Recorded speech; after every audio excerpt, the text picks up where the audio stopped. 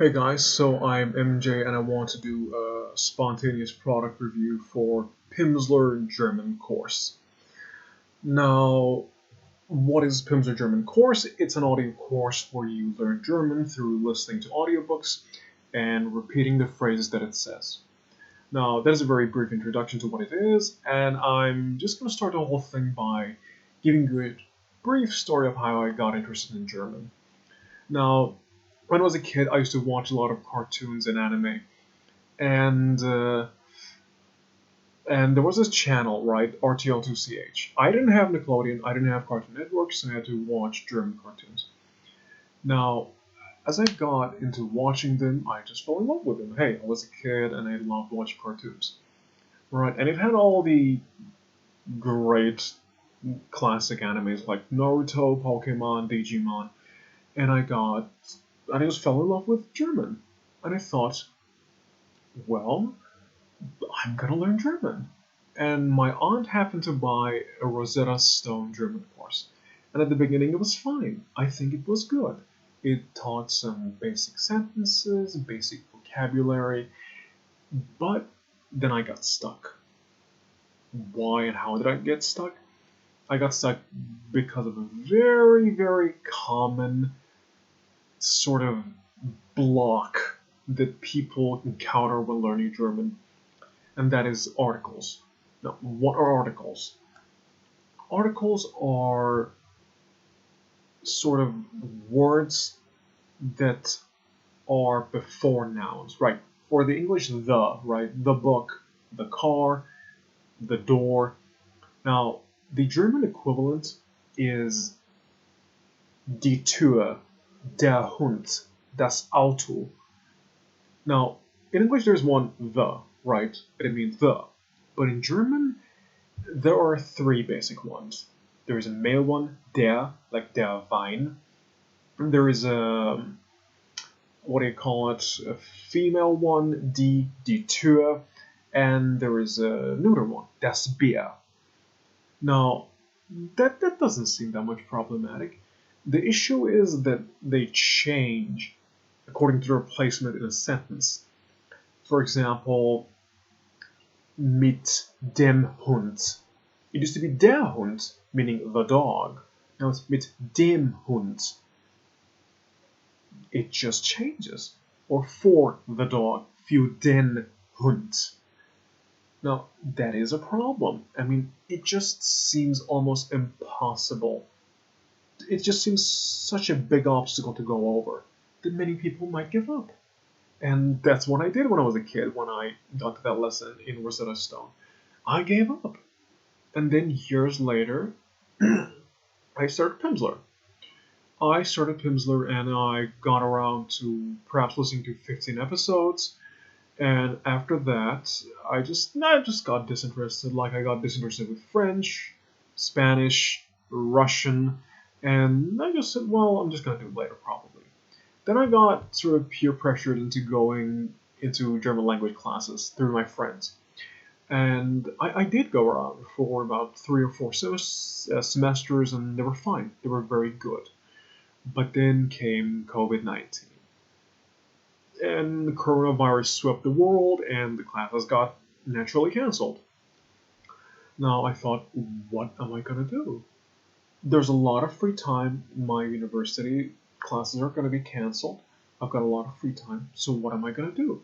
And I thought, well, I would forget all of this stuff I learned in class, so I just have to make sure I don't. I said, well, I'm going to continue with Pimsleur.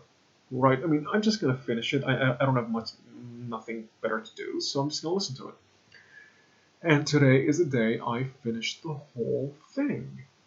And I want to tell you guys how it was. There are a total of 5 units and a unit plus. For every unit, there are 30, for every level. There are 5 levels and there are 30 units for every level. There are 30 levels for every level except the plus one, which is 10 units. And every unit is 30 minutes long, and you're supposed to listen to one unit every day.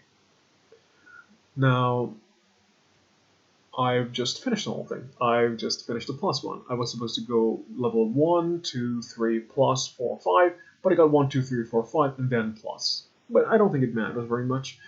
and I just finished it. So what do you think of it? Here are a bunch of pros and cons that I thought would be very helpful for people who wanted to start the thing.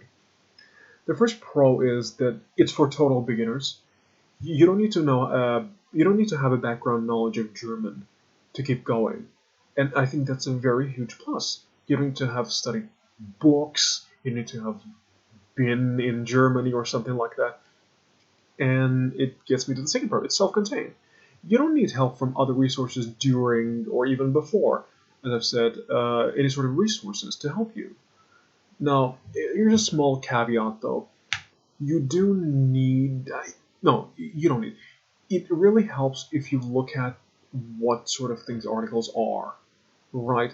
I mean, the course teaches it, but I don't think it's completely adequate what it says because you need to have an idea of the structure and how it changes. Now, what the course does, it hammers it down. It hammers the concept down into your subconscious, into your conscious thinking. But the problem is you do need probably to have a structure in mind. And a table or chart of the articles, how they transform der, den, dem, it really helps. Now, it gets me to my third pro, which I think kind of says, well, the fault with the second one is not that big a deal. It really helps with articles, right? Remember, I remember me saying that articles are a huge obstacle problem. It removes it. It makes you repeat things so much. You don't need to think what the next article is going to be. You just know it. You just know it through many, many, many attempts at sentence making. And I think that's a huge plus. Now, let me see the other pro. I remember, okay, it gets you speaking. I mean, a lot of people, when they start a language, they get good at writing, they get good at reading and understanding what it says. But when it comes to speaking, they just get stuck. It's very difficult for them to order the words and just bring out what they mean. Now, it just goes through that again. I think it's a very good thing that it just makes you repeat and speak, and it gives you corrections, and I think it's a great thing that it makes you speak. That's what it does. The whole thing is a speaking exercise. Now, what is the okay? And it makes and it one of the best things about it is it makes you understand, right? Now, I remember saying I used to watch Pokemon. I've downloaded like 1,000 episodes of it, German dubbed ones, right? And I'm listening to them. And now, after I had almost finished the Pimsleur course, I can understand 40 to 50% of what they're saying. And I think that's miraculous. I can understand what they're saying. It's not just the intent and a general plot. I can literally understand sentences and structures. I've heard them before. I mean, it's miraculous. I mean, I remember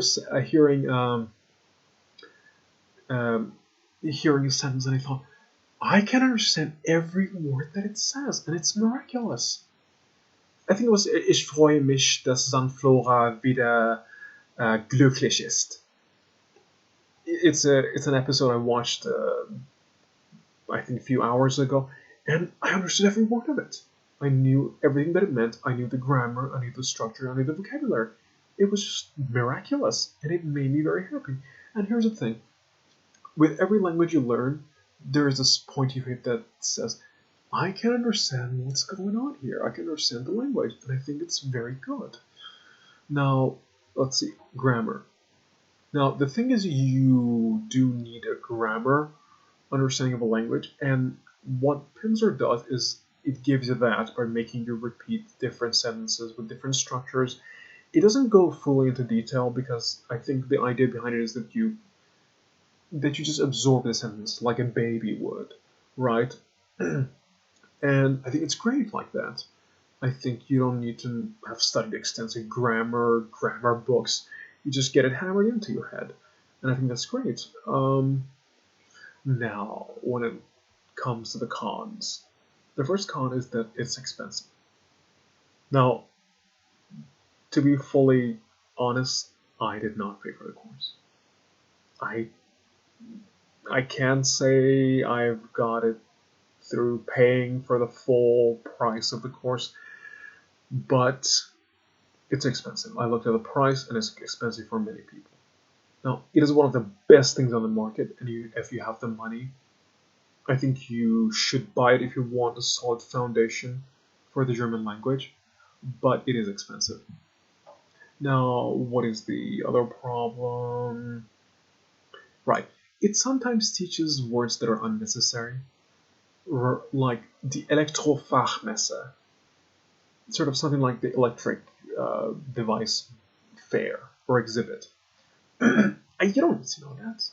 I think if it's a beginner language course, it shouldn't teach sentences or vocabulary or outlandish grammar rules that people are not going to use or not going to hear very much.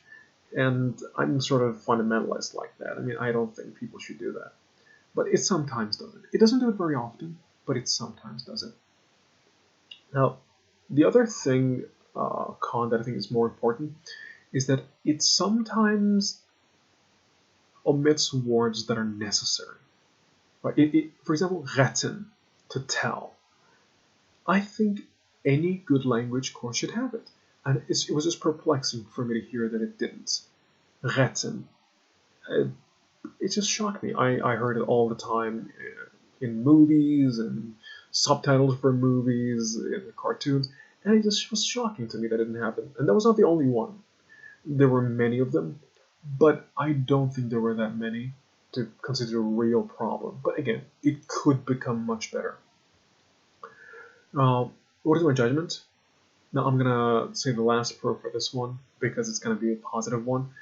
It gives you a solid foundation for the language.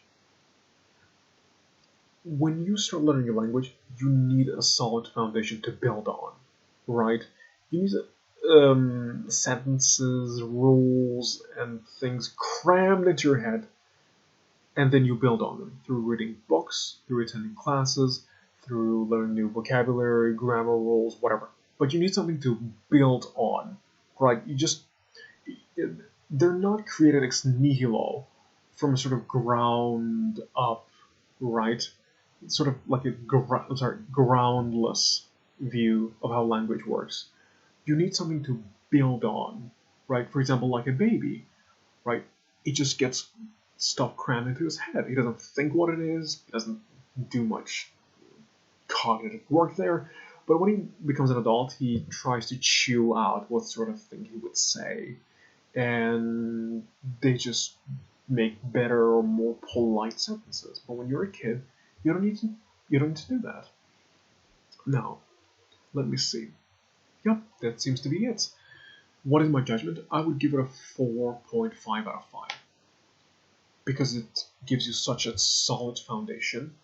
I would have given it 5 if there were no problems. It gives you such a solid foundation to build on that I'm just proud to say I've listened to it. But here's the problem. I think the unnecessary words and the omission of necessary words are just a tiny problem that could become better. But I think that was a sort of dent in the 5 mark that I would have given it if it weren't such a problem. Now, what are my future plans? After this, starting tomorrow, I will start with the Michel Thomas course. And I'm gonna read Ed Swick's German grammar drills.